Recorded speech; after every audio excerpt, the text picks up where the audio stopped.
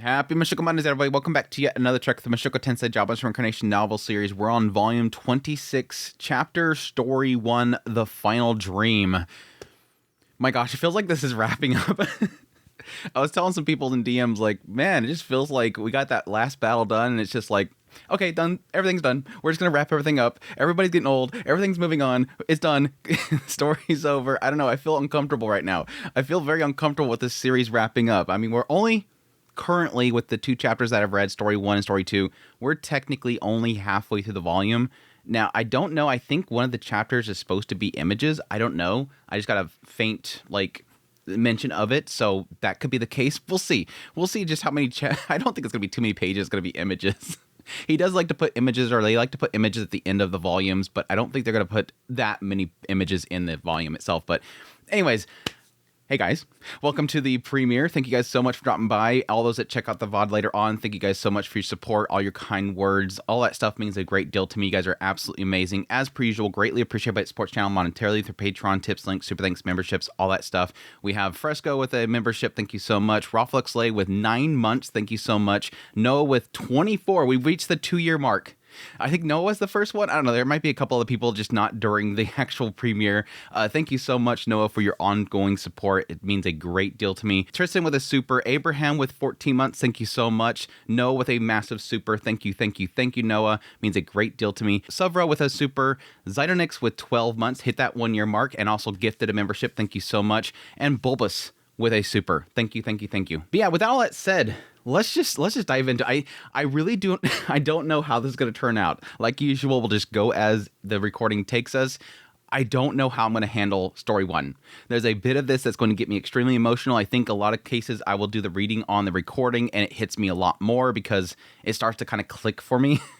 Putting it into words, speaking it into words sometimes really does hit me different than actually reading it and breaking down the chapter. So we'll see how long this takes. I really do feel like story 1 and story 2 go really well together. So we'll see how it goes. I do have some notes from last week when I was editing. I took some notes that things started popping in my head. Whenever it comes to the 7 great powers, things start popping in my head. But yeah, I think as I was doing my editing process, I was going back to my theory on the idea of the 7 great powers actually being sort of a skill tree. It's not necessarily about the power of each individual, but it's like a skill tree. Each individual, when they possess something, it puts it on there. And I was really going around the idea that Bodigadi wasn't being removed from the list. And yes, the answer there that Orsta was giving was that the armor still exists. He will not be removed from that spot until the armor is destroyed. But that doesn't really make much sense because technically, when somebody is defeated and not necessarily killed, they can get removed from the list. We've seen that with the North God. North God gets defeated by Rudius, he takes his place. That did kind of click for me, the idea that what if possibility, because the armor itself is placing Bodigadi in that spot, that the armor itself is that spot. What if it's just the sword that Rudius took from Alec that is making him in that position? So the sword is that 7th place. The armor is that spot for the fighting god. It's not necessarily the individual. And that would go into my theory and the idea this is being like a skill list that the technique god is trying to track. He got defeated, got split. He made this list to kind of keep track of all these individuals that have something that he'll need eventually.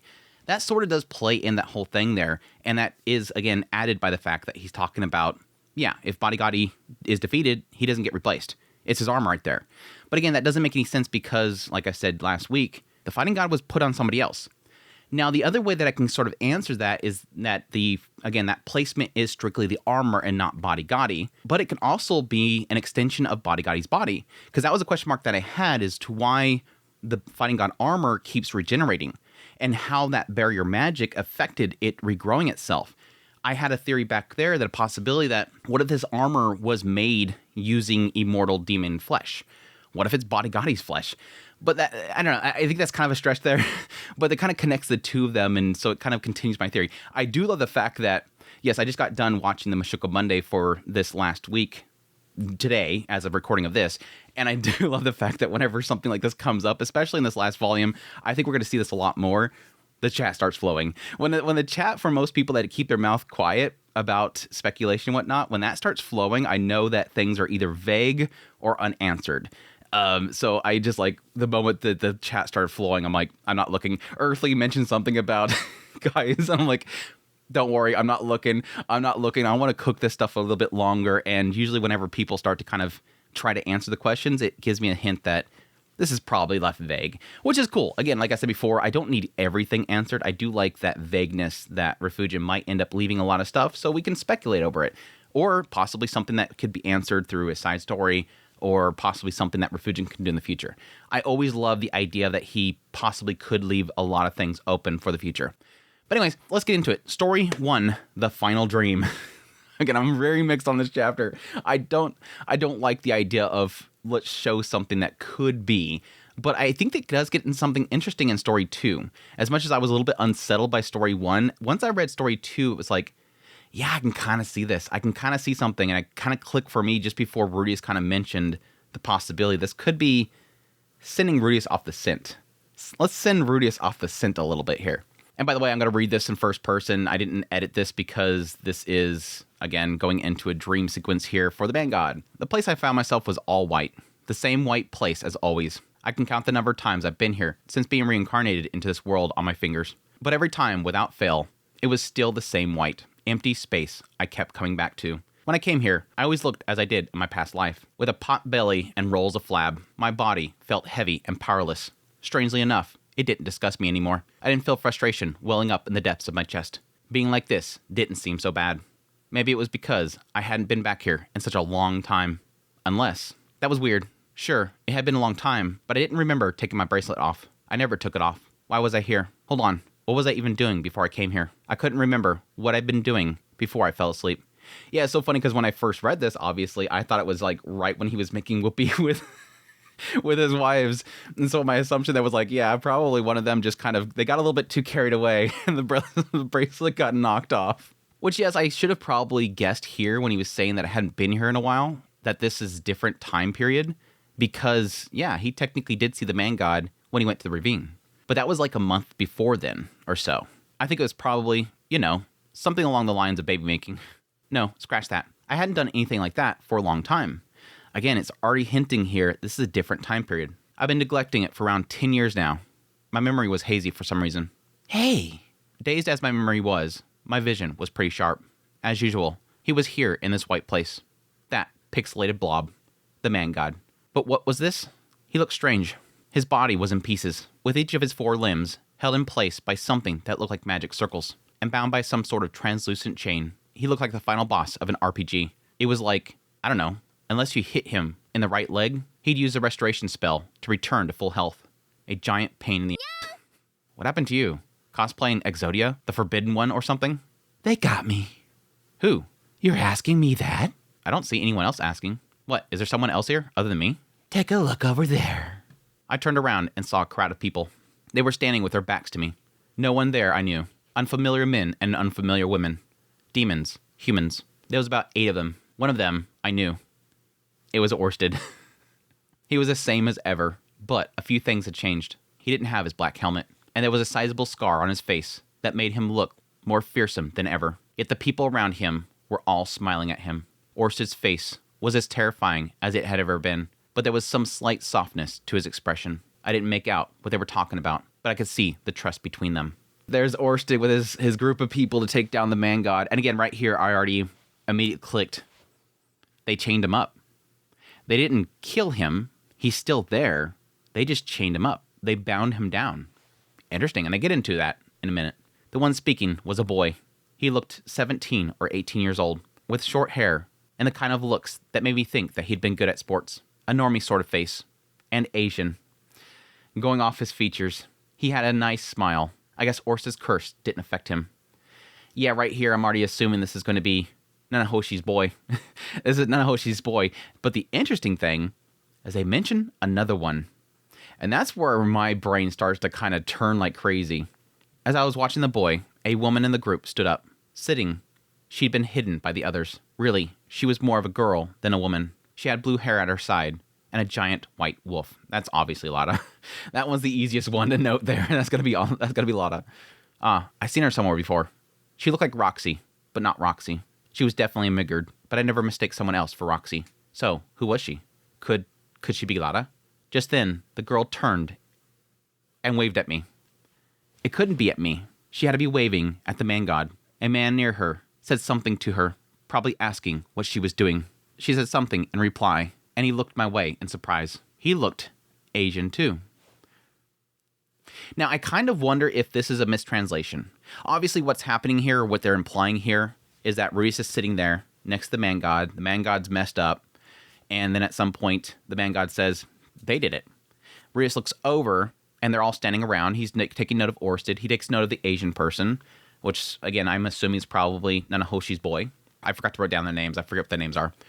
But anyways, then Lara looks over and waves. And then the Asian one says, basically, what are you doing? She's like, oh, that's Rudeus over there. That's Papa over there. That's my assumption that they're trying to imply there, is that even though this seems to be a vision of the future, a vision of something that is to come, it's implying that Lara was able to still see him, which this gets into a very, very deeper theory here, because I think at some point in these 2 chapters, Rudeus mentions the idea that this vision was given to him. And again, I kind of assume this is probably the man god's final plot here to make Rudeus get comfortable. If I can show him that he wins, maybe he'll stop trying so hard as a last-ditch effort. But there is also a side of me that almost wonders if this is possibly, overall, all this stuff here is sort of implying the idea of Rudeus getting sort of a future vision, the ability to see the future. Or if this is something of a side effect of time travel, that because Aldius used time travel, or possibly Rudeus himself is coming upon the ability to use time travel. He hasn't mentioned it yet, but possibly that he is studying it. Something affects him that causes him to sort of not just see the future, but also, in a sense, in his being, be there. It's implying that he's being put there. Now, it could just be a side effect and some delusion to the seeing of the future, that he's also seeing this delusion that Lara sees him as well. But either way, it does imply the idea that Lara herself, maybe because she is this destined child, that she is able to see Rudeus right here. Able to see him, wave at him. We did it. We did it, Dad. We did what you were fighting for. We finished the fight for you. We pulled it off. You can rest easy. Or I knew that you were going to be here. It could be also that he eventually tells Lara that I seen the final battle. I seen that you were successful or whatever. And so she's choosing to turn and wave because she knows at some point he'd see it. I don't know, it's cool. Anyways. But yeah, he looked Asian too. He could be referring to the first one, and this could just be like a slip up right here in the translation or whatever. But it seems to imply that there's a second Asian person. There weren't many people in this world with that sort of face. He could have been Japanese. I'd have to put him in his 20s. Now, right there, it's implying it's a second person, because the other one he implied that he was around 17 or 18. So this is a different person. Okay, we're confirming right here, 2 people. I forgot that line. No older than 30. He turned to me and bowed, a Japanese gesture. Maybe he was Japanese. Now, because this person is in their 20s, no older than 30, 2 things happen here. One, it kicks off one initial random theory I had that this could be Rudeus, just not overweight. So this has to be a different person. He's not saying this person looks like me or anything. He's able to see his face, so he would have recognized, no, that's got to be me. 2 theories here. One, this is the 3rd person that was with them on that street side, which they've already implied is not here. This person was taken out of the picture. And again, the anime pretty much confirms, no, that person was rescued. He was talking to the police and everything like that. We've already cut out the 3rd person that was on the side of the street. My other theory is that this is Laplace.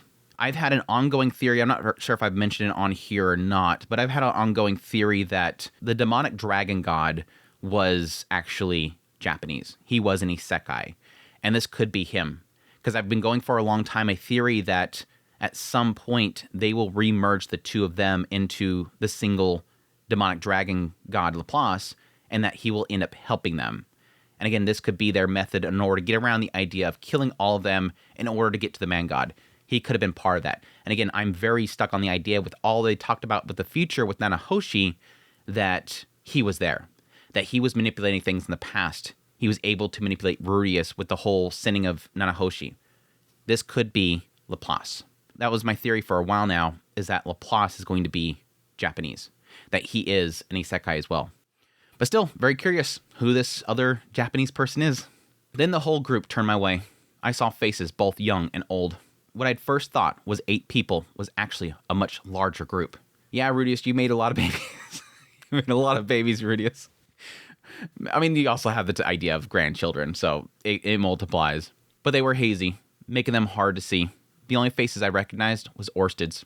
But was that Edis? A sword fighter with braided red hair was looking this way. No, she didn't quite look like how I remembered Edis, though. Ugh, I just realized that. They all looked our way and made gestures of gratitude. Were they thanking the man god? Probably not. Their manner wasn't quite right for that. Who then? As I watched, wondering, they all stepped into a magic circle drawn by Lara and disappeared somewhere. Just like that, they were all gone. The magic circle remained, glowing pale blue. But after a while, the glow faded, and the magic circle itself disappeared. Everything was gone. So, answering one question we have there, how'd they get there? Magic circle. It implies that Lara, specifically right here, at least to get out, is specifying that they ended up in the end using some sort of transportation magic. They probably figured out how to essentially navigate the magic circle for teleportation to go to the Barren Lands. It's not as simple as what I was talking about, not as really simple, going to each of the dragon folks and taking their keys and just opening some gate and walking through it and they're in the Barren Worlds. No, it's teleportation, which again makes sense. That's a consistency there in the story, because what have we kind of seen with teleportation, especially in the displacement incident? And they also kind of mentioned the idea of when he was being pulled to Pedagus, this idea that it seems like this is familiar. This might be the Barren Lands, essentially. So that kind of makes sense that, yes, if they're able to flow through it when they're going to teleportation, it seems like all signs are pointing to every time they do teleportation, it seems like they're going through the Barren Lands and coming up somewhere else. That it's just as simple as figuring out how to stop that flow, getting that idea of where the flow is going and putting it go directly there, or stopping it mid-flow. It all is kind of possible. But yes, very interesting that they're all waving possibly to the man god. He seems to be implying that early on that Lara was at him. But then right here, it almost implies that they were thanking the man god, or at least possibly suggesting to him. But that can't be right. But who then? Again, I still think it's to Rudius, and that Lara knows that he's supposed to be there. I wouldn't scratch out the idea that it could possibly be the man god. That in the end, there's some sort of understanding of the man god, some sort of acceptance of who the man god is, and possibly his need to be there. Yeah, they kind of get in a minute here. They can't technically kill him without destroying the remaining world, implying that he is something that is necessary to be there, and they can't destroy him. But again, I also kind of still go to a long ago theory that I've kind of gotten rid of at this point, the possibility somehow the man god is tied to Rudius, or an idea of being more thankful to the man god for possibly being involved with Rudius being there. That's a stretch. That's a stretch. That's way too much cooking there. That lot ganged up on me and went to town. Then they cut me up like this and sealed me here. Said if I died, the last remaining human world might be destroyed. Would it be destroyed? How should I know? It's not like I'd died before. You always see your death, but you don't see what after, I guess. Right, fair point. No one knows what happens when they die. So, are you happy now? With what? This is the ending you wanted. Me, living here alone with all my powers sealed away. I'm living only to keep the world in existence. I can't see it anymore. I can't speak to anyone. I'll just go on staring into this empty, white void. Very interesting. Actually, very interesting right here. Yes, the big thing here is obviously the reveal that he needs to stick around, which I was kind of curious about. I really wasn't sure about. The assumption is that, like, with the death of each of the gods of each of the worlds is what sort of breaks it. So yes, with the dragon god going around destroying all these other worlds, it was essentially them killing them, which makes sense because they had a way to get to the Barren Lands, and there could be a possibility the Barren Lands is connected separately or directly with each of these worlds. It might possibly be that they were somehow there. But it implies that with the death of the god of those worlds, that world collapses. I just was never 100% sure that the man god was going to be the actual god of this side of the world. But they're implying here there's a good chance that if he dies, the world gets destroyed. Which is very, very interesting to the deeper plot line to this whole story. That yes, Orsted sent there to kill the man god. And a lot of that was as sort of revenge. Getting him for getting them. And for tricking them and everything. So there was a revenge aspect there. But it could also have been a fact of just wanting to end that last side. Blaming them for their destruction. Let's finish that last side. Orsted not realizing in the end that he would have destroyed everything. And everything's erased at that point. All the worlds are at that point erased. Somebody figured out at some point, we can't kill him. I wonder what that discussion is with the Dragon God. I wonder what that discussion is. And it could be possibly Nanahoshi's boy or Nanahoshi herself. Somebody at that later point figured out that, yeah, if we do that, everything is destroyed. We can't do that. And again, how do they talk Orsted into that? Yeah, we have to seal him instead. And the question mark comes there. If they seal him, does Orsted still reset? Question. If they seal him, does Orsted still reset? Because that would imply the idea that they had to talk Orsted into the idea that he has to fail his mission again and go back again. That he can never, oh, wow. That if he still resets with the sealing, Orsted will never, ever finish his loops. He will continue forever resetting, sealing, resetting, sealing, resetting. I don't know. This still could be classified as defeating him, though. I don't know. But yes, this also does connect to what we've sort of heard from the man god's perspective. That in his vision, he was losing and looking up to Orsted. It wasn't that he was killed. He was sealed. And Orsted was above him. Everybody was above him. He was never killed in the end. Don't know. It's hard to say if that makes me happy or not. My goal was never to do anything to you. I just wanted a happy life with Sylvie, Roxy, and Edis. Go to work, earn a living, come home to eat dinner with the family, do some sweet, sweet baby making at night. A normal life. The happiest life I could possibly imagine. Yeah, true. It was the man god that wanted to start the fight. Your happiness is my misery. Yeah? All right.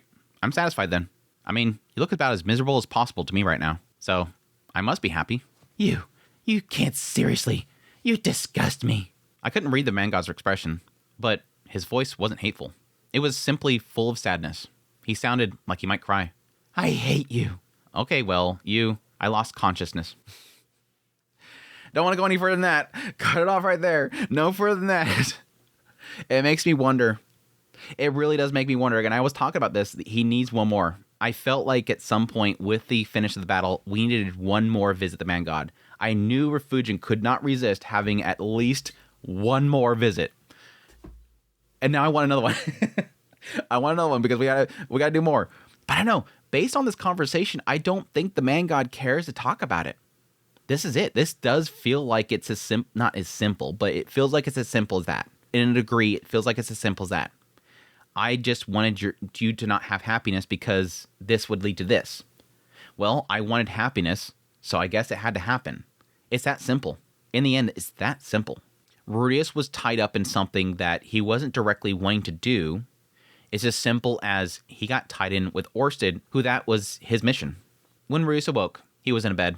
It was a massive bed, big enough for 3 to sleep in comfortably, and it was soft. His back was a little damp, which he didn't love, but it was pleasant otherwise.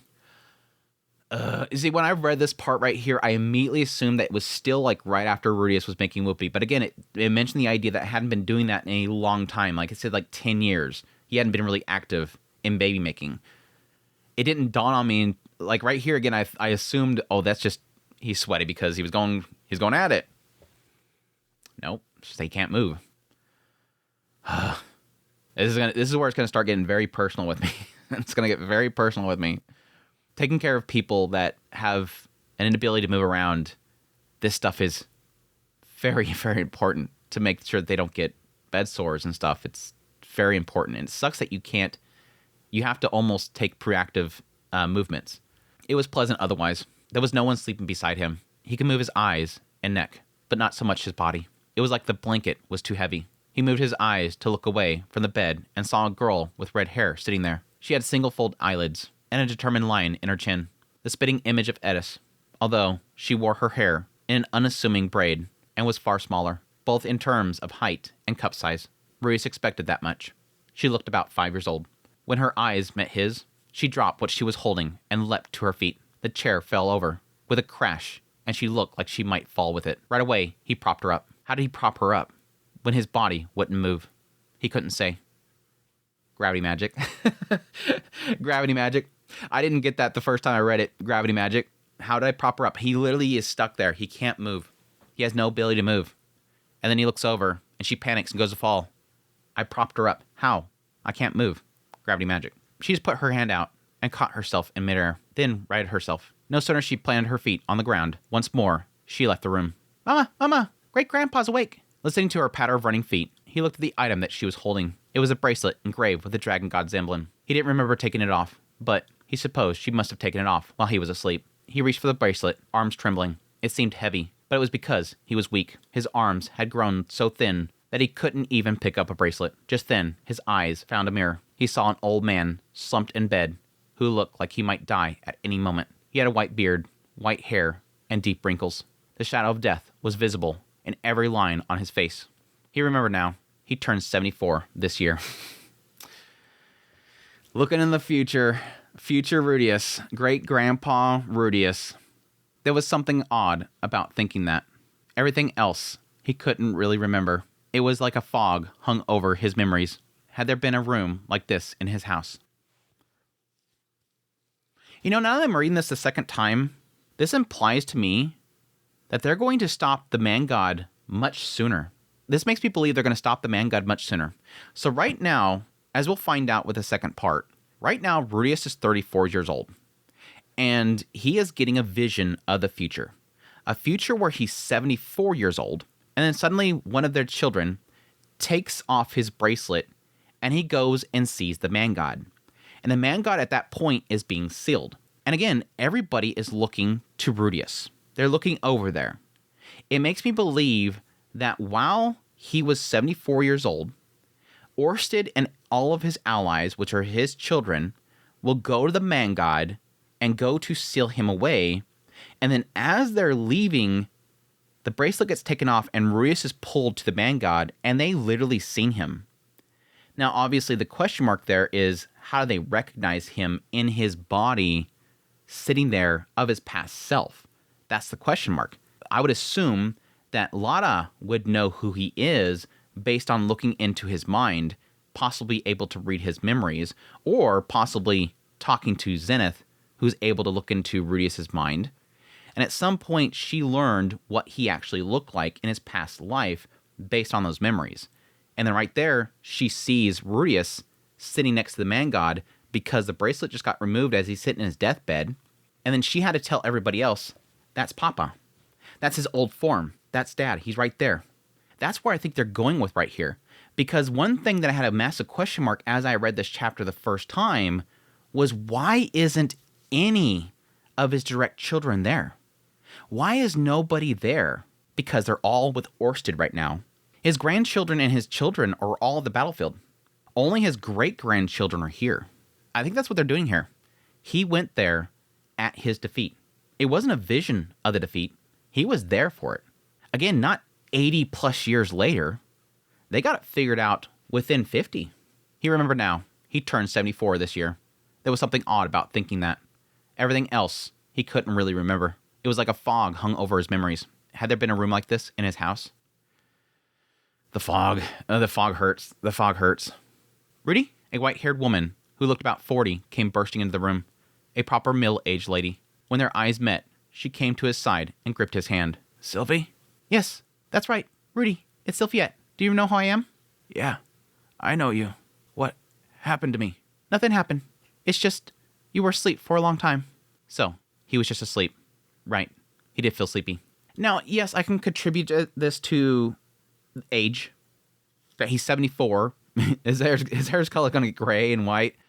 But I kind of wonder if, again, specifying white, I wonder if he used some of his mana to help them get there too. I do kind of wonder if the fact that he's so worn out here is because at some point he's going to have to expend a ton of mana to help them with that task of getting the man god. And he's doing it before he passes away. And it might be what actually sends him downhill. I wonder. Well, why can't I move? Yes, well, yes. She didn't answer him. Just stroked his hand sympathetically, like she was humoring a forgetful man. Was he senile? Is that why he had no memories? 74 shouldn't be old enough for that. The sad reality, that is not true. That is unfortunately not true. I have had experience with people having it way earlier, dementia and whatnot. But was he actually 74? Maybe he'd age a lot more. Maybe he'd been senile for much longer. Just how long had he been in this bed for? I'm scared.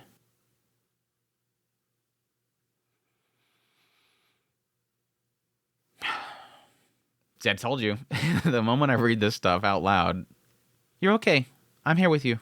Sylphie squeezed his hand harder. Just that was enough to relieve some of his fears. But not all of it. Damn it. In the next instant, a torrent of people poured into the room. He saw a red-haired child, a blue-haired child, a blonde child. Some of them were young, some middle-aged, some elderly, and they all came to stand around the bed.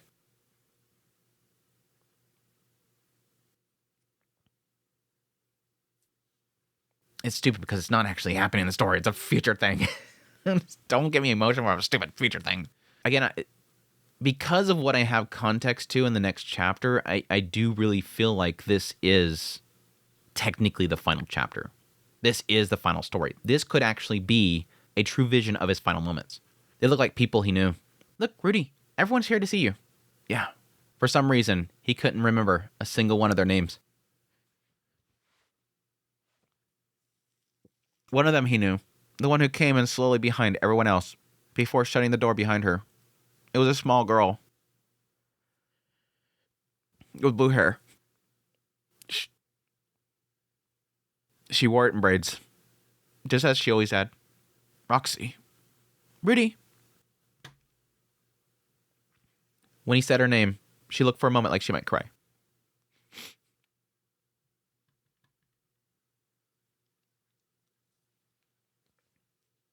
Okay, I didn't think it was going to be this bad.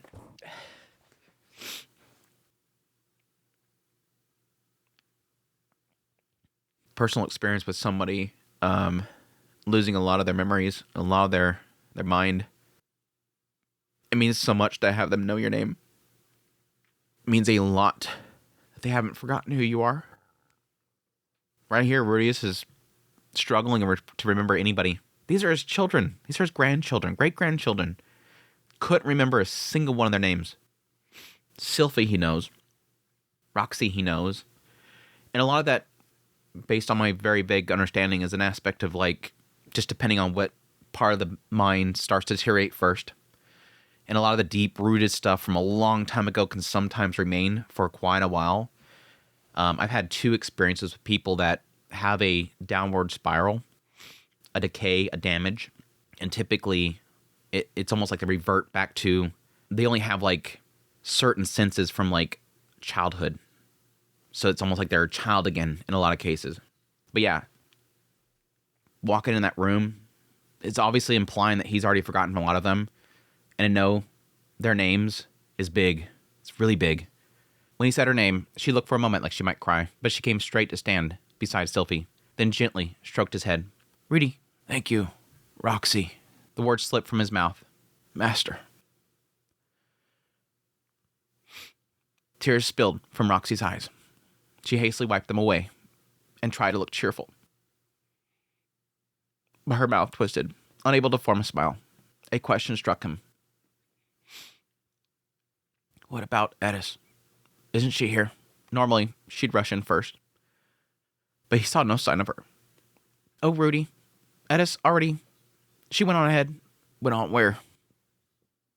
She's waiting for you, Rudy. He realized what that meant. Was I there for her? Yes, don't worry. You cried for 3 days straight, but you got through it. That's right. It was hazy, but the memory was coming back to him. Edis kept training hard past her 70s. True to Edis. True to Edis. But one day, after her run and drills, she came home and fell in bed. And that was it. She never got up again. By the time he realized it, she was already dead. He cried because he thought perhaps if he noticed it sooner and healed her, maybe he could have made it better. I'm surprised within 3 days he got back up. I mean, obviously never over it, but 3 days. And again, a lot of that's regret. It's just, They were just tired. Like a lot of days, they came home and they're tired. It happens every single day. If only I had just checked in on them. The what ifs. It's a what if situation. Massive what if situation. Sorry. You're all here for me. But I don't know who's who. I know. Don't worry. Let's see. From over there, we have our grandchildren. That's Lucy's son, Roland. See? And beside him, many tissues. And beside him, Sylvie pointed to each, telling him their names. They were almost all his grandchildren and great-grandchildren. Where were his kids? That's right. And moved to live far away. Again, when I first read this, I'm like, it doesn't make sense to me because why are all his great-grandchildren there? Like, I can understand the idea that they move out of the nest, they have their own lives. And yes, they're going to still come visit.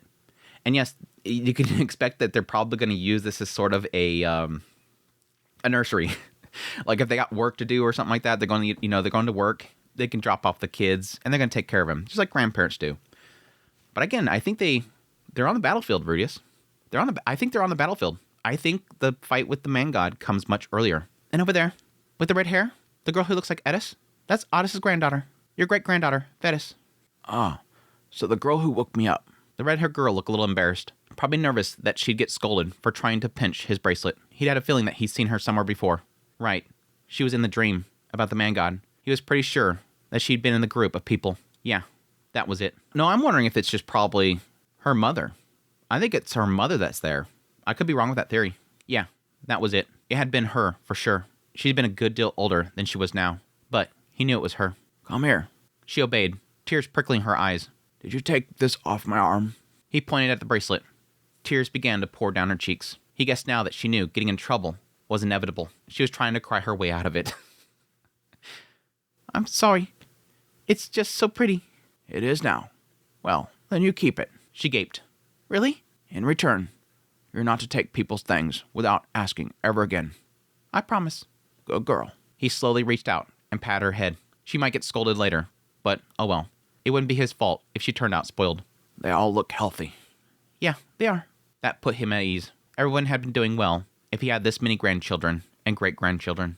Glad to hear it. All that work was worth it. As his strength faded, his hand slid from Thetis' head. There was murmuring around him. They could relax. He wasn't going to snuff it quite yet. He planned on staying a bedridden old man for a while yet. Someone came into the room. He was tall, silver hair, scowl on his face. Rudius. I'm here. Papa Orsted's here. Sir Orsted. The moment he appeared, the mood in the room changed. Was it tension? Fear? But no.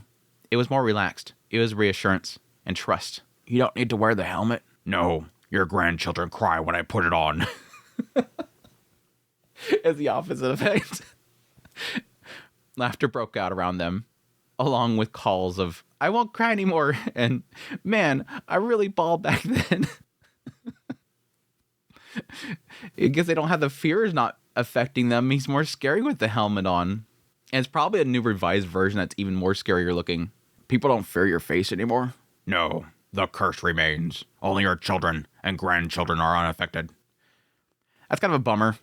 They didn't find some way of curing it. That sucks.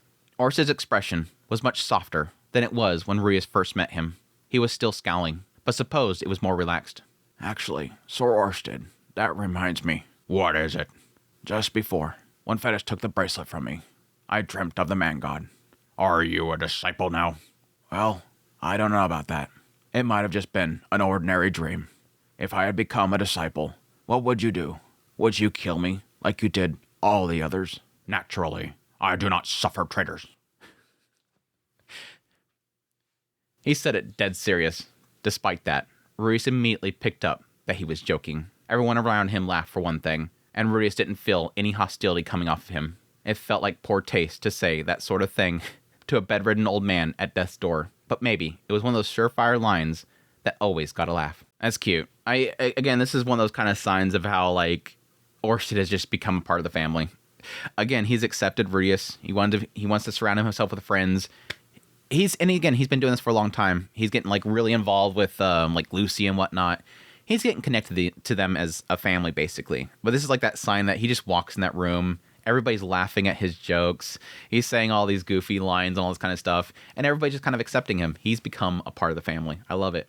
But yeah, technically this sort of does nudge against my theory here, but not really.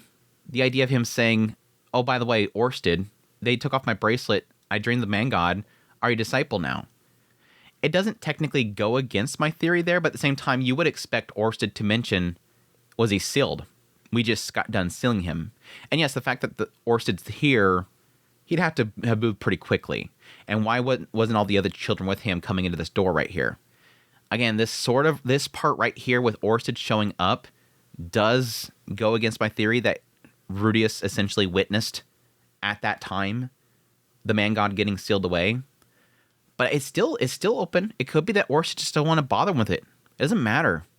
Again, technically Rudius may have helped them get there, and that's why he's so down bad right now. In the dream, you defeated the man god. He was bound with magic. A good dream, then. Yeah, really good. Rudius wondered if that dream had shown future events. It felt real, but then all dreams did. I hope you'll do your best to make it come true. Orsted gave a solemn nod. As you'd expect, after 50 years of knowing him, Rudius could read his expressions incredibly accurately. You lived well. May you rest in peace. Haha, it's a bit early for resting. He wanted to stay awake a bit longer. He felt okay. While he couldn't really move, the sunlight was warm and pleasant. I'll stay a little longer. Just a little longer. It wasn't like there was anything he really wanted to do. He just wanted to look at all the faces around him for a little longer. That was all. He couldn't say he was a little sad to be leaving them. He just wanted another hour or two with them. Even another 10 minutes enough. Even another 10 minutes was enough. He didn't have anything he needed to say. He didn't have any lingering regrets. Right now just felt nice in a small way. That was all. Just a little. His eyelids began to close, drooping down little by little. The last thing he saw was the girl who looked like Edis, and Sylphie and Roxy's faces. Then his eyes closed, and just like that, he was gone. Big line there that stood out to me. Big line. He didn't have any lingering regrets. Again, assuming this is, in fact, Ruiz' final moments right here. He didn't have any lingering regrets. For a guy from Volume 1 has been about regrets. From Volume 1 was regrets. Gonna do it different this time. And we even had so many moments throughout the entire series where he made the same mistake, leading into the idea of what that mistake was, something that caused regrets. But despite those mistakes, despite those repeated mistakes, and he even gets into a couple more getting into story 2, that he keeps making these mistakes, keeps doing that same stupid thing. Right here, despite all that, in the end, despite Volume 1, no lingering regrets. I did everything. I did everything I wanted to do. Yeah, there could have been some other stuff that he probably wanted to do, but it's not like it affects him. No lingering regrets. Oof. I got through it. Got through that. That was a tough chapter. Again, a lot of my frustrations that I had with this chapter when I read it the first time, not having read story 2, was I don't like this idea of the what if. It felt like a what if chapter. And again, it was in the moment of him, again, back here in his 20s, making whoopee. And randomly gets to see his entire last moments of his life. It felt cheesy, but to the context of the possibility that it was the man god that did it, it makes sense. The man god might have essentially temporarily given him his future vision to show him where it goes, just to get him off the trail. Nah, you're fine. You don't need to do this. But story 2 happened. Story 2, 34 years old. Just gotta jump right forward in time. I hate time jumps. Like, I love time jumps in like the final chapters or whatever, but damn, it's a big leap in time. Ruiz woke up with a feeling that he had been through a strange dream, like a happy dream. Sylphie and Roxy were there. Edis wasn't. There was a child that looked just like her. I didn't think about this before. Yeah, I could totally see, because he had this dream, every time Edis goes to like lay down after exercise, he's gonna be like, "Are you okay? Are you okay? Are you okay?" I could totally say, he's like, Rudy, leave me alone. I want to take a nap. Rudy, stop it. You're always clingy after I'm doing my training. And she's doing that like right now. Like right now, before she's even 70. The dream was hazy, but he remembered it perfectly. In the dream, he died. Somehow, Rudis knew that he'd never wake up again after that dream. But he didn't feel bad. It was actually his second time dying. And it was far better than the first. Again, no regrets. No regrets, the key. Rudis realized a girl was holding his hand and standing stock still. She had blue hair tied back in a single ponytail. She held his hand in her right, bracelet in her left, and a look on her face like a deer in headlights. I'm sorry. She must have been taught to apologize when she did something wrong. Did you want it? No. My big sister said that there was a super amazing crest hidden under your bracelet, Dad. Did she now? There was no hidden crest. Rudius wasn't the chosen one after all. But then looking past the girl holding the bracelet, Rudius saw a brush resting on the bedside table that definitely hadn't been there before he fell asleep. Were you going to draw it? I'm sorry. She was driven enough to try and turn the lie into reality. Rudius wasn't sure if he should praise her or scold her. It was a scolding situation. He felt it was a father's responsibility to educate his daughter. Lada, you mustn't tell lies. Go say sorry to your sister. Okay. He patted her on the head, and she left the room, dejected. After she left, he caught the sight of a big ball of white fur. Leo must have been keeping a watch outside the door. He was about to put the bracelet back on, but then the brush caught his eye. He used it to paint the Midgard crest on his arm, and then got out of bed. I have a feeling there's something in here. I have a feeling there's something in here. Okay, so the obvious thing here is that, again, we're at 34 right now. You have Lada here. She goes and takes the bracelet off. By now, she knows full well what that bracelet is about. And again, she apparently is making a lie about something being underneath it and that she wants to check it. At this point, Lucy's like 17, I think he mentions later on. She's in her teens. I don't see her telling her something like this. Now, it could have been like a passing comment or something like that. You know, there's a legend that Data has this thing underneath the crest. That's why he's always covering it. There's a side of me that almost wonders if, again, because there's so much around Lada's character that's very interesting when it comes to what her destiny is. And so I can totally see there being a possibility that she knew that she had to take that off. And she didn't know how to explain it to him. And so she decides to make up some sort of excuse as to why she needs to take it off. But she knows that he needs to see this. She knows that he needs to see this future. And she might have known that the man god was going to show him this. And that he needed to see her in those moments. This is sort of one of those things that kind of stretches what I believe Lada knows at this point. And it could be simply that she has an inkling that he needs to see this. Not exactly what's going to happen, but he needs to see this. He needs to talk to the man god. I need to take this off right now because there's a purpose to it. That's where I'm kind of going with it, is simply an idea of a feeling of destiny that I have to do this. He needs to see this.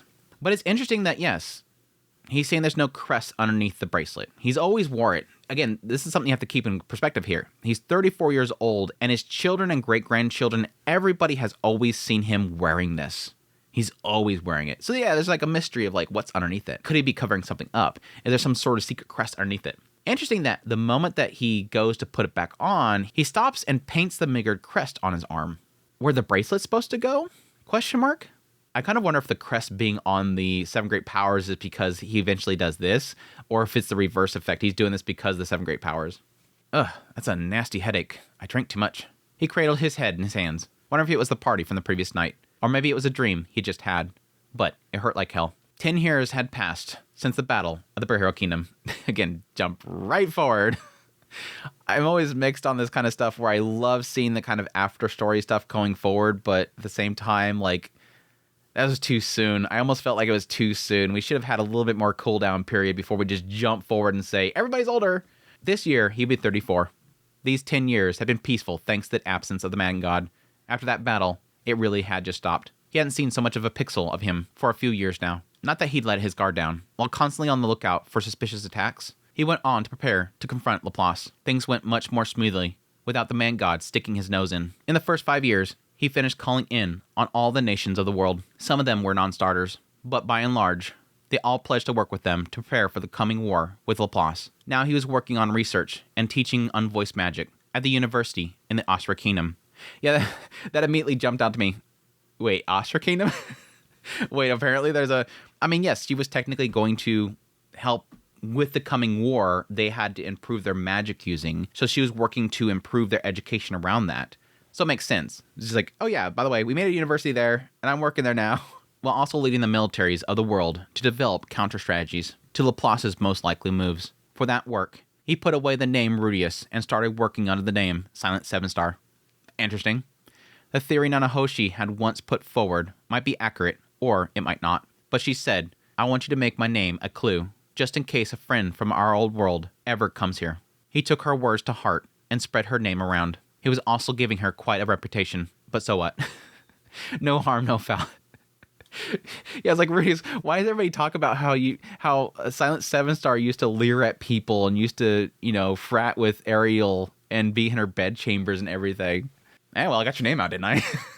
I got your name out there, didn't I? Well, yes, this is kind of an interesting way of doing that. I think I had a couple theories on how he could technically spread her name or whatever, but this is a good way. The person that literally is teaching unvoiced magic, that's huge.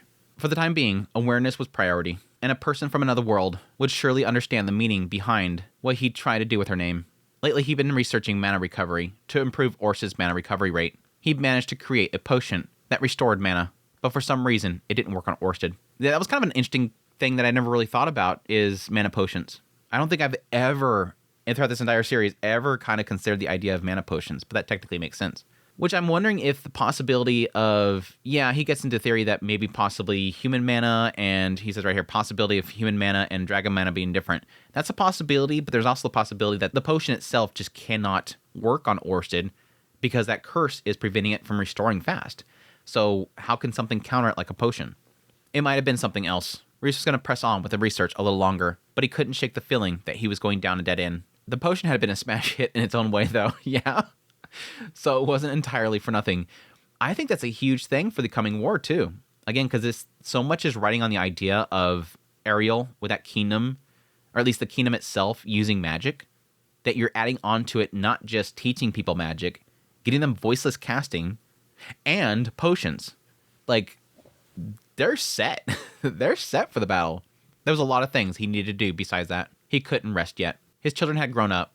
Lucy was 17, Lada 15, Otis 13. Sieg was around 11. He was struggling there. I think he's like 11. I mean, he could be just saying it that way. Like, he was 11, I think. Maybe he just forgot the day. I don't know.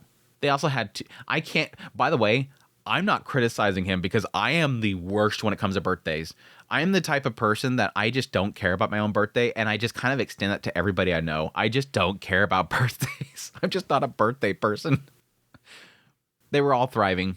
They'd also had 2 more children, Lily Greyrat with Roxy, and Christina Greyrat with Edis, both girls. So he's got 2, 2, and 2. With 6 children, they were a big family. And no children with Aisha or Lilia. What the hell? No children with Aisha or Lilia. WTF. Rudius, you slacking. Both girls. I mean, there's a possibility he has one with Ariel. Both girls. With 6 children, they were a big family. When Lucy turned 7, they had a family meeting to roughly decide the education policy for her. Things like sending her to the Magic University at the age of 7. Then scheduling her coming of age ceremony after graduation. Then having her attend the National University in Ashra for 3 years. Reese's personal philosophy was that it was better not to drive your children too hard. Still, he thought they ought to decide where they'd be educated and provide them guideposts for the path they ought to take. It was Ariel's express wish that he send his children to Ashra National University. He owed her a massive debt. If she said, give one to me as a husband so that we can be joined as blood relatives, he would of course refuse that. But a little thing like asking him to send his kids to her university, he could hardly refuse that. He wanted to gradually pay down his debt to her. I have to admit, this is my first big criticism here. It really does feel like, again, we're jumping forward and we're saying, oh yeah, by the way, this is what's been happening on with everybody. It gave us a pretty good, idea of what's going on with Lucy, but, what's going on with Lada, what's going on with Sieg, what's going on with Otis. It just feels like, oh, here's what's happening with Lucy, and then let's just talk about everybody else. Give a quick, rundown of everything. I want to know what's happening with all these kids and what they're doing. There was so much emphasis put on Lada, especially. I kind of want to know more about what's going on with that. Sieg as well. I mean, I would assume there's going to be something interesting around Sieg. Is he becoming a warrior? Is he picking up the sword? Ariel had a baby of her own. Rudius. Rudius, what'd you do? Ariel had a baby of her own after the Burial Kingdom battle. She She hadn't married the father as to not to give them too much power. Apparently, she kept a sizable harem of men. Ariel had 5 children now. Damn, Rudius, you've been busy over there, huh? But according to what Luke told Rudius, pale face and cradling his head in his hands, it wasn't clear who fathered 4 of them. At the time, Rudius wondered how he worked out who one of them was, though it was possible the one he knew was Luke himself. They're going to leave this vague. They're just going to leave this vague. Who's the father? I don't know. There's a side of me that thought, like, because it brings up after the Behavioral Kingdom battle, I kind of wondered if was a possibility if it's Doga. No. Doga boy? Doga my boy? No, my initial thought was would it possibly be Sander. I wonder if it was Sander, because it's saying specifically, it's specifying after Behavioral Kingdom battle. Who went back after the Behavioral Kingdom battle? Sander and Doga. I wonder if it might possibly have been Sander. I can see Ariel choosing Sander specifically because of who he is and wanting to have one of his children as a power play. I want a powerful child. But it's interesting right here, Rudius is going to the assumption here, it's got to be Luke. So it almost feels like Refugian through Rudius is trying to hint at it's possibly Luke. But it never mentions Sander. Ariel was reportedly scheming to pair one of Rudius' children up with one of those 5. It can't be Rudius' children then. I mean, it can be. It can be. He didn't much like the idea of his children being used as political pawns, but once of age, if they both were okay with the match, he permitted. His children were still so young, but he knew with each passing year, they'd grow up. Lucy in particular was already a proper adult, with a mind of her own. Not that the grown-ups around her had matured all that much. Rudius honestly couldn't tell if he himself had changed. Whenever he thought that he'd improved some bad trait, another would crop up. Sometimes the bad trait he'd fixed relapsed too. It felt like he was just making the same mistakes over and over as the years ticked away. The one real visible sign of his growth was how his face aged with the passing years. He'd even gotten a few laugh lines. This is a very important segment right here in my mind. I like to stick on things like this, regrets and whatnot. This is not bad. This is not bad. If this is the last time Refugian talks about this for Rudius' story, because again, we're in the final volume here. If this is the last that he talks about mistakes and tripping, speed bumps in life, this is perfect. I love this. If this is Rudius' final stopping point, that is human. There's so much emphasis on the idea from a lot of people that I feel are kind of misinformed that Mushoku Tensei is a redemption story. And I think that gives people the false narrative there that Rudius at the very beginning is a nasty person, and at the end, he's perfect. No. In the end, Rudius, if this is the last time they talk about it, and I would assume this would be the case, in the end, the final volume, Rudius himself acknowledges that despite being 34 and going through 26 volumes of hardship and trying to change my life in some way and seeking out happiness, in the end, I keep messing up. I keep making mistakes over and over again as the years tick by. I haven't really changed. I don't feel like I've changed. Every time I try to improve something, I get something else. I improve this that's wrong with me, and something else comes up. That's life. That's being human. Don't get down on yourself. He's grown a lot as a person over 26 volumes, but nobody's perfect. And Rudius, you at volume 26 at age 34, you will still make mistakes. You will still feel that you have bad traits. But you're acknowledging it. The worst thing is if you don't acknowledge it. If it's said here, Rudius could tell that he's changed. I've improved some bad traits. Nothing else cropped up. Never do those bad traits I fix relapse. I felt like I never make the same mistakes over and over again as the years tick by. Then you're in danger. If you, Rudius, get to a point where you think you have no bad traits anymore, you never make mistakes ever again, you're ignoring those mistakes because no person is perfect. I love that this is The final moments of Reese's story is even still this point acknowledging he did not make himself perfect in the end. This is not a redemption story of Reese becoming perfect. This is a story of a human that is flawed from the beginning and flawed in the end. Now you can make the argument that it's better flaws, and it's not as nasty of flaws as Volume 1, but that's huge. This right here, frame it. That's Mushoku Tensei. Whenever somebody says, hey, Mushoku Tensei is a redemption story, Mushoku Tensei is about a nasty guy becoming a great guy, quote that. 34 years into his new life, bad traits. They keep cropping up. I keep relapsing. I keep making the same mistakes over and over again. The only visible sign that I have grown up, as I look older, I'm still the same person I always was. I think that's good. That's huge. That right there, that's maturity. That you can acknowledge it.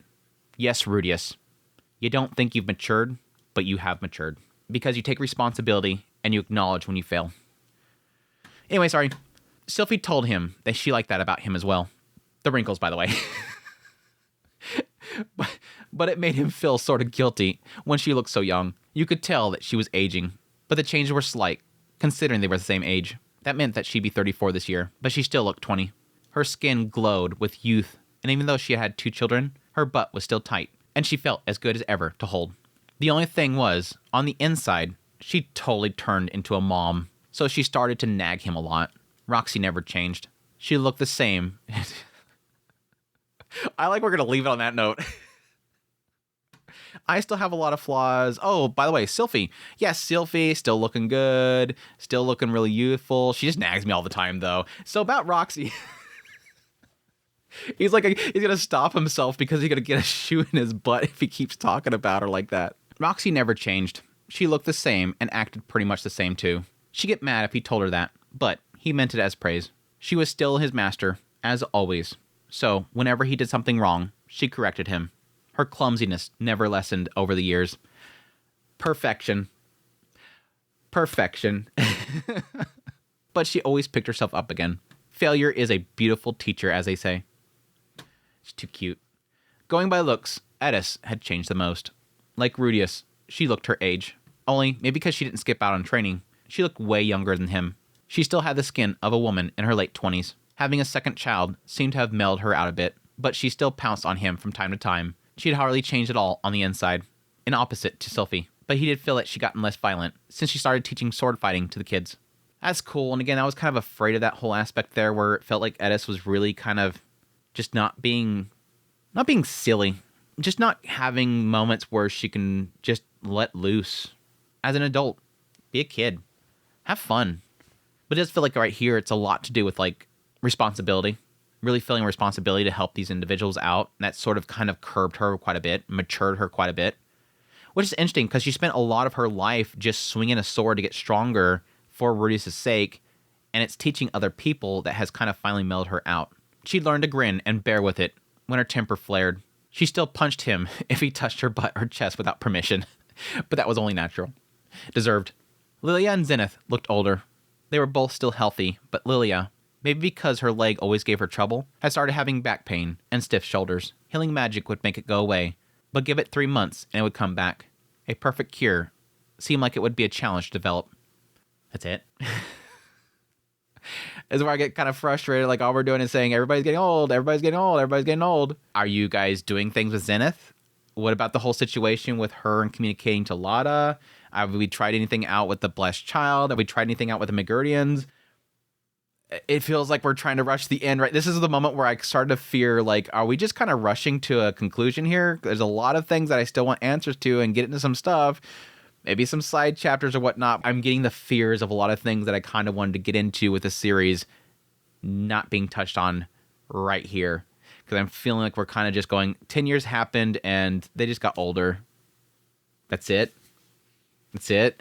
The end of the series anxieties are hitting me right here. Everyone else was aging alongside them. Zenoba and Cliff were old dudes now, both busy with jobs and families. Again, what's happening with Cliff? What's going on with the church? Is he taking over? Is he rising up? Is he seeing opposition? Zenoba, has he finished the doll? Like, again, we're skipping a lot of stuff here. Did he marry Julie? Did he marry Ginger? They were there for one another when they got in binds. Norn and Aisha had both gotten married and moved out. Who married Aisha? Can we talk about that? Again, we're just rushing through all this stuff. I feel scared. Their partners were both a little complicated as people, but then Ruiz had a good talk with both of them and was convinced that they were worthy. So it wasn't his place to comment on it now. Ruiz was really turning 34 years old. It was an age that had some significance for himself. Yeah. Nice stark contrast right here. And again, that's what I was talking about with the whole like first volume thing and having mistakes and all that kind of stuff. Not becoming a perfect person. It's the idea that he wanted to change his life in this new life. Right here is your stark contrast. We have a chapter that is specifically, obviously, going to 34 for a reason. Refugien obviously went to this age for a reason. Is to have that line right there. But it's also to show that kind of comparison to the two. I think the idea is to conclude the story right here with this volume. To conclude the story right here, the best way to conclude that story is to show him where he was and where he is now. But yeah. Who married Aisha Norn? The assumption is that Regerd was the one that Norn marries, but the way that's worded, it doesn't sound like it. It seems full damn well that Norn is marrying Regerd, but he says their partners were both a little complicated as people. But then Ruiz had a good talk with both of them and was convinced they were worthy. Ruiz wouldn't have to be convinced that Regerd was worthy. Now, it could be that he needed to talk to Regerd to make sure that Regerd was like, you know, committed to her and everything like that. Like he's still going to want to have a conversation with Regerd. But this makes me feel like it's not Regerd. I don't see him saying that he's complicated and then I have to see if he's worthy. Aisha's a bigger question mark. And again, I'm kind of wondering if any of this is going to be covered. Like we're just totally blitzing past all this stuff. This feels like it's going too fast. Around midday of that day, he went to the outskirts of the town to a small hill. There stood rows of rounded stones. It was a graveyard. Hello, I really appreciate all this. Ruiz said a word to the gravekeeper, as he always did. Over the past 10 years, the number of graves had increased. People come into this world and leave, but gravestones don't thin out much. In other graveyards, sometimes gravestones can be torn down when a family dies, but this graveyard was for nobles. Unless the line ended, the gravestones would remain, especially since the Renoa Kingdom and the magic city of Shiraya were growing ever more powerful. As their might swelled, so did the number of nobles, and the number of gravestones soared with them. Ruiz stopped in front of one of the graves. On the rounded stone was written, Paul, Grey Rat. Yeah, that's a kind of interesting thing to note there, that Shiraya itself has been growing more powerful, which I kind of assumed was going to be the case, and I can definitely see a lot of what Rudius is doing for them is improving that. And then, of course, you have the connections between Rudius, Ariel, and the two nations. I can see the two of them sort of growing together quite a bit. So this doesn't surprise me at all, that there's going to be a growing power there, more noble families, and thus more gravestones. It was much more worn out than it had been when it was first built. Using the gear he had brought, he tidied up the area around the grave and polished the stone. After that, he put out some alcohol as an offering, then put his hands together. He hadn't come here for a long time. Long ago, any time anything happened, he would report it. But lately, his visits had grown less frequent. He still came once every year with the whole family, but that wasn't the same somehow. The annual visit, it seemed to him, was more like a custom than a visit to see Paul. There wasn't enough gratitude in it. Hey, Dad. Everyone's doing great. With the first announcement out of the way, Reese went on to give a rundown of recent events. He did this every year, but he did it just in case. Yeah, I wish you'd get more of a rundown than what we got just now. I'll be 34 this year. 34 was the age that he had been when he died in his previous life. Without even thinking about it, he'd gotten that old. For some reason, it felt like 34 had taken longer in this world than the last one. Probably because he had more on his plate. That, and he had traveled way more. I kind of wonder about that. I really did kind of wonder about that. I would feel like in his previous life as a NEET, as a shut-in, that time would kind of go by a lot slower than when he has a lot on his plate because, at least for me, doing things, time passes by much faster. It's like, rather than sitting around, keeping yourself busy, that time will fly by. You're not looking at the clock as much. But I mean, you can make the argument that him being a shut-in NEET, he's playing video games, he's looking on the internet, he's watching videos. That time's going to pass by pretty darn quickly either way. But I will agree with him there. Traveling makes time go by a lot slower. A lot slower. Especially long trips. But even though I'm turning 34, I had a dream where I die at 74. Reese wondered where that dream had come from. Maybe it was just that, a dream. Or maybe the man god had been showing him his future. The man god sealed away, and him meeting his death in contentment. It had happened the moment that Lada had slipped off the bracelet, so the man god could have intervened then. Or Lada showed him something. I wonder if Lada had the ability to show him something. Again, she's supposed to be this, like, destined child. I wonder if Lada could have done something. If that really was the future. If the dream had been shown to him by the man god, then maybe it had shown the fruits of all the work that he put up to now. They had won the battle of the Behero Kingdom. It had really been the last battle. After that, the man god no longer had a way to defeat him or Orsted. And so, he had given up. 10 years had gone by, with no interference from him. There had been nothing at all. It might be that he's skulking around in the shadows. But just like Geese and Bodyguardy had said, Reese hadn't heard a peep out of the man god. Sometimes, he found himself forgetting what he was doing all this for. And yeah, right here, as Reese is thinking about this, in my mind, it's already clicking. That's what he wants you to think. If the man god gave him that vision, this could have been the man god's last-ditch effort. I gotta show him that he already won. If I show him that he won, he'll stop trying. Oh, he's the type that if I give him this, he'll relax. He'll get comfortable. But thankfully, Rudy sees that. No, I can't. No, stop. That's when the future changes. This is the problem with seeing the future, because you try to correct off of it or you change your path and it's done. It's no longer the future. There ain't no predestination stuff here because, like with Oldius, we've seen his life went to crap real fast and Rudius didn't get forced to go down that path. Kind of opposite, because with Destiny, it's kind of being forced this direction. That means I can stop trying so hard, right? If the man god really had given up, if his work was really at an end, then he can cut back to about half the work he was doing now and live a more laid-back life. He can spend one whole day in every 3 or so on devoting to baby making with his wives, or teaching all sorts of things to his children. A quiet life like that didn't sound so bad. Just kidding. Rudius laughed. What an idea. Even if the man god had given up on him, so what? It wasn't like he hated his job now. He wasn't suffering. He was getting things ready to lead Orsted to victory in the battle to come. It was a blast. Yeah, there was hard times and painful times besides, but never enough that he wanted to run away from it. There was things he had to take care of, tasks that he wanted to do, new challenges to try. For all he knew, making him feel like everything was okay now was the man god's plot. I do like that right before he comes to that conclusion of, yeah, that could be making me not try as hard, and thus they don't get everything they need to get together in order to make that a reality. It's a good thought process there. Smart move to recognize that. At the same time, I like that the first thing he says here is that I like doing this.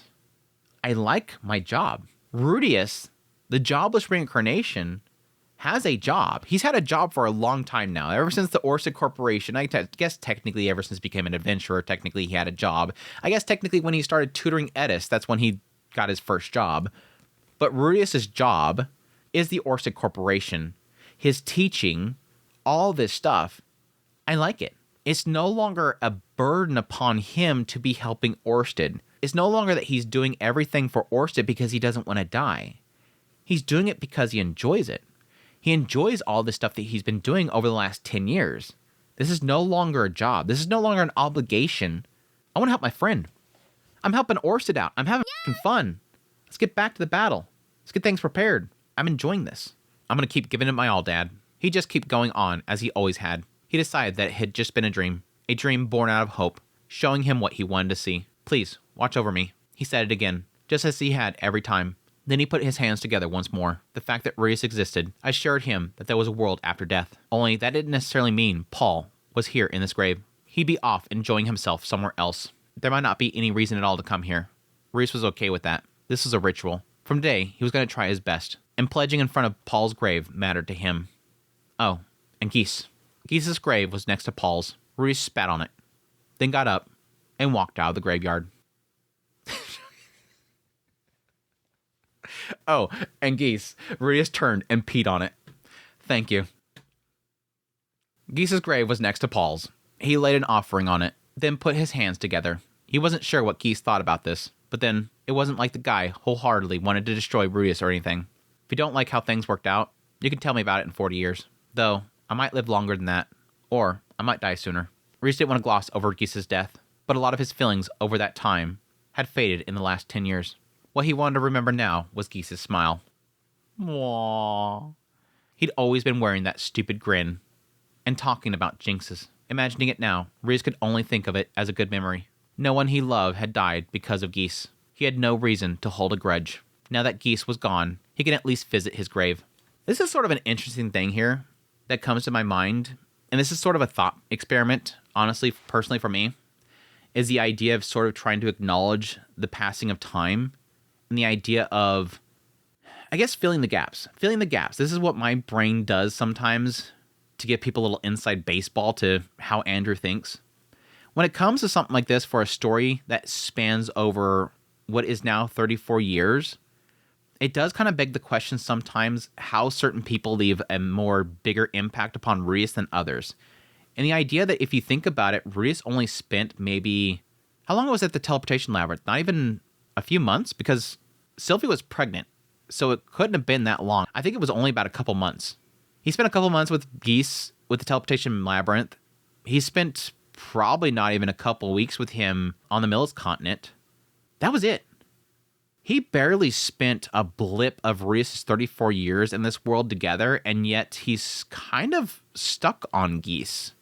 They were sort of like the bros when they were together, and obviously Rhys liked the guy, but it's interesting to have such a big connection to Geese compared to really anybody else.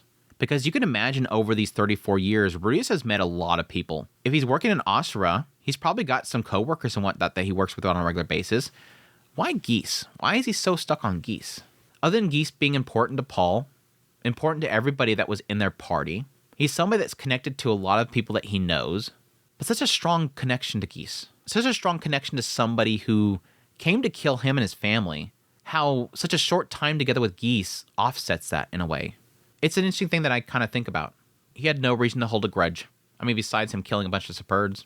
Even though he nearly got Zenith taken from you, do we forget about that too? Now that he was gone, he could at least visit his grave, right? I'll be back soon. Probably with my family next time. Rhys stood up. He wasn't going to change anything just because he had a weird dream. He was going to do what he wanted and what he had to do. That was all. With that, he set off back to the house where his family was waiting. And that is chapter story 2 or whatever it was called. I forget what it's called. I forget what the chapter was called. Very, I have to admit. Okay, so story 1 hit me much harder than I thought it was going to be. That hurt. That hurt a lot. And again, a lot of that has to do with just my own experiences with people in their deathbed. The idea of people going senile, dementia, Alzheimer's, that kind of stuff. People losing a lot of their memories. The impact that it has when you actually are recognized, how that hurts. Again, a lot of the stuff around seeing the vision of the manga, which is super interesting. All that stuff was great as well, but just the impact of that scene is really personal for me. It just gut punches me. And yeah, almost seeing kind of the other side of it where you're like, I know these people, but I can't place it. Almost that struggle. But like I said, I wasn't really expecting it to hit me that hard, but I guess a lot of it has to come with just reading out loud. Sometimes it clicks a lot more. But yeah, story 2, I don't want to speak on this too much, and I've already kind of hit on it a little bit. I don't want to hit on this too much because it can be in the coming chapters. A little bit disappointed in this story 2 because it feels like we're kind of just blitzing forward and we're just kind of glossing over a lot of stuff that the stuff that I want to get into. I want to get into his family. I want to see how they kind of develop. That's the stuff I've always loved. I've loved seeing how these characters that we've kind of grown to love, how they've developed, where have they gone, what's going on with their lives, all that kind of stuff. But additionally, also very disappointed that we've passed by 10 years and apparently he has not begun the search for Etov. We're 10 years later and we have not even begun the search for Etov? I thought he talked about he's got to pay her back. I thought we're going to get on a boat and start looking. It's been 10 years and you still haven't started looking? Don't tell me he forgot. Don't you tell me you forgot about Etov, Rudius. She saved your life so many damn times and you just forgot about her? What the hell's wrong with you, dude? But anyways, cool stuff though. Cool chapter. A lot of juicy stuff in here. I think this turned into be probably a pretty tasty Mushoku Monday. But I don't know. Once I start editing a lot of that crying, this is one of those ones where it's like my recording's pretty healthy, but I also have to admit that I'm probably going to cut out a lot of me just kind of going like this. It is dead air. It is dead air. Nothing coming out of me. But yeah, that's gonna be it for this Mushoku Monday. I think we're officially at this point, like I said, gotta be a little over halfway. Gotta be a little over halfway for sure. But we'll see where it goes from here. But I hope you guys enjoyed watching these man tears, watching me suffer.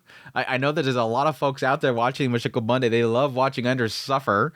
It's one of those, like, half of it's suffer like I did, and half of it's like, haha, he's crying. But I hope you guys enjoyed watching me suffer and cry like a man child. It actually made me go get the Kleenexes. That's a sign right there. But I hope you guys enjoyed it. I hope my tears were tasty. You sick bastards out there. As per usual, I greatly appreciate you guys' support, your kind words, all that you guys do for me and keeping this going, all the like button pressing. You hit that like button before you head out of here. But yes, as per usual, greatly appreciate everybody that supports the channel monetarily through Patreon, tips, links, super thanks, memberships, all that stuff. It means a great deal to me. But yes, as per usual, until the next Mushoku Monday, we're getting close to the end.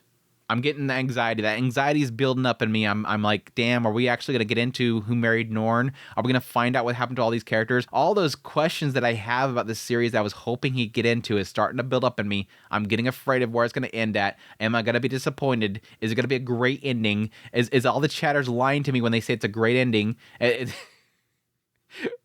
We'll see. Y'all take care.